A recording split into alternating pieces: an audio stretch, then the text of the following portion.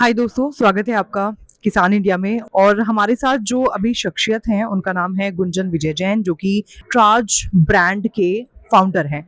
तो सबसे पहले उनका स्वागत करते हैं। सबसे पहले स्वागत है सर आपका थैंक यू। किसान इंडिया में। और बहुत सारे सवाल हैं लेकिन टाइम की कमी है हमारे पास, बट फिर भी हम बहुत क्विक सवाल पूछने वाले हैं कि इस बार सबसे पहले हम शुरुआत करेंगे मेवा इंडिया से। मेवा इंडिया 2026 का विजन क्या है?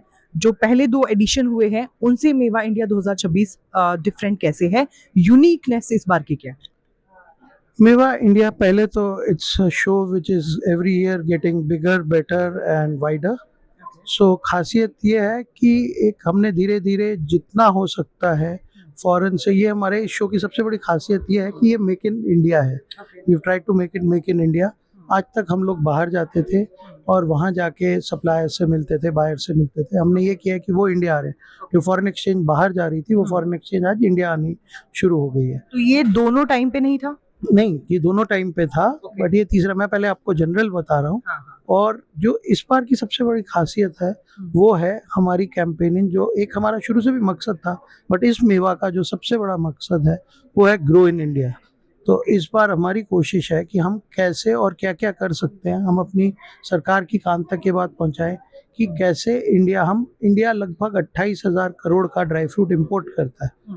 तो हमारी कोशिश है कि कैसे इंडिया सेल्फ रिलायंट हो। इसमें 25% भी अगर हम खुद से इंडिया में प्रोड्यूस कर सकते हैं तो हमारे किसान वो चीज़ कर पाएँ। तो हम उसकी कोशिश कर रहे हैं कि इंडिया में ग्रो हो।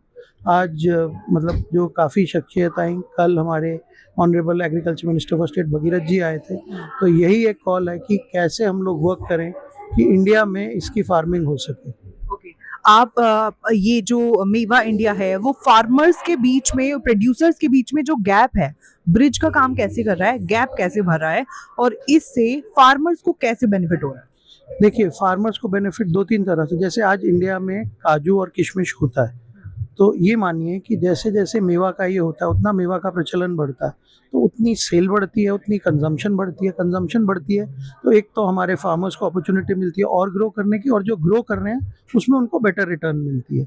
तो अगर प्रोपेगेट हो रहा है, अभी आधे लोगों को पता नहीं है कि किशमिश के, काजू के, मखाना जो हमारे देश में होता है, उसके कितने हेल्थ बेनिफिट्स हैं। तो जब हम ये प्रोपेगेट कर रहे हैं, उससे कंज़म्पशन बढ़ रही है और उससे हमारे फार्मर्स को बहुत ज़्यादा प्रोत्साहन मिल रहा है। दूसरा, जो एक एजुकेशन मिलती है, हम ब्रिज कर रहे हैं गैप, हम ट्राई कर रहे हैं जो फॉरेन की बेस्ट टेक्नोलॉजी। आज इंडिया में अखरोट उगता है तो 1 हेक्टेयर में 500 किलो की पैदावार होती है, और यही चीज़ चिले और अमेरिका में 5,000 से 6,000 किलो होती है।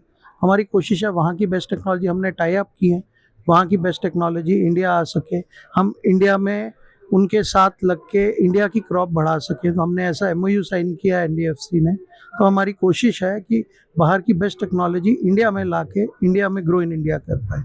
ओके। फार्मर्स की इनकम को ड्राई फ्रूट सेगमेंट जो है वो कैसे बढ़ाने में मदद करेगा देन नॉर्मल फार्मिंग?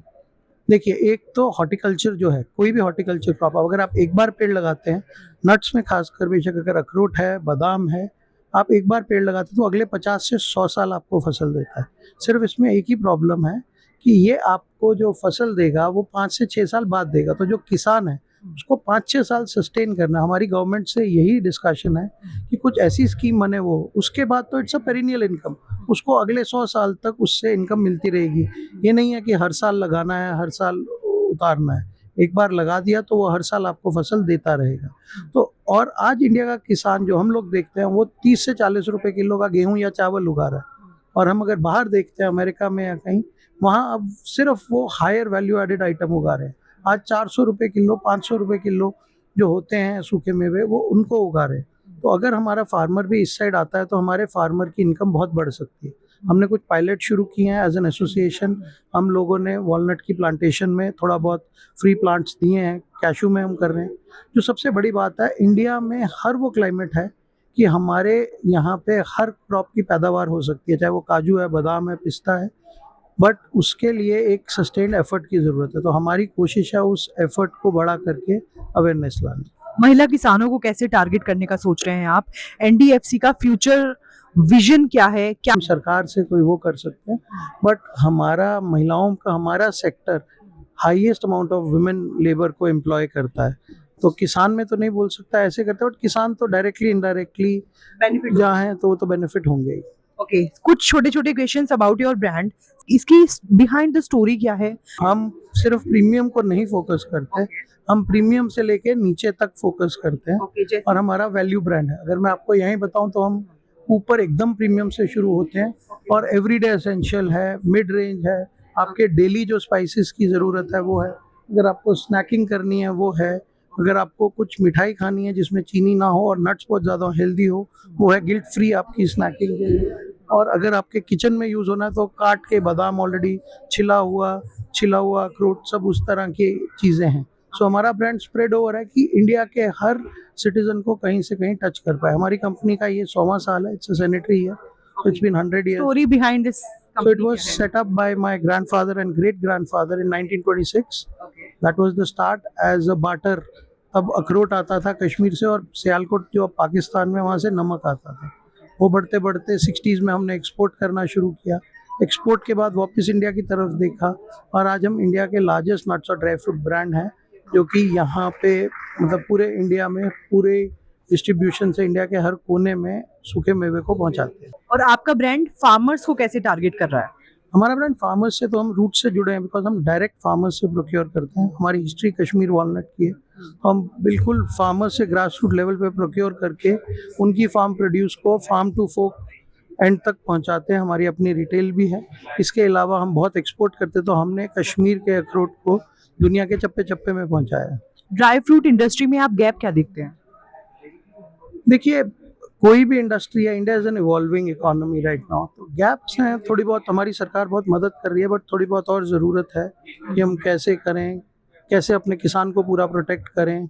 फॉरेन से आते हैं हमारे ड्राई फ्रूट, जो इंडिया में क्रॉप है उसके लिए कैसे और प्रोटेक्ट कर सकते हैं कि ड्यूटीज़ को पर केजी कर दें तो और अच्छा हो जाएगा। तो ऐसी चीज़ें। आपने बोला कि 7 साल से स्टार्टिंग होती है इसकी आपको रिटर्न मिलने की, तो 7 साल एक नॉर्मल फार्मर के लिए तो बहुत इम्पॉसिबल। वही हमारी मिनिस्टर साहब से भी बात थी और सबसे ये थी कि हम किस प्रकार से ये कर सकते हैं कि फार्मर इनकरेज हो एक ऐसी क्रॉप लगाने के लिए जो उसको पेरिनियली कैश दे सके। फ्यूचर विजन पे हम बात करते हैं, आप क्या देखते हैं आने वाले सालों? देखिए, ये कैटेगरी लगभग 10 से 12% से ग्रो कर रही है, तो फ्यूचर विजन तो यही है कि हम कितना इंडिया में इसकी खपत तो बढ़ती जाएगी।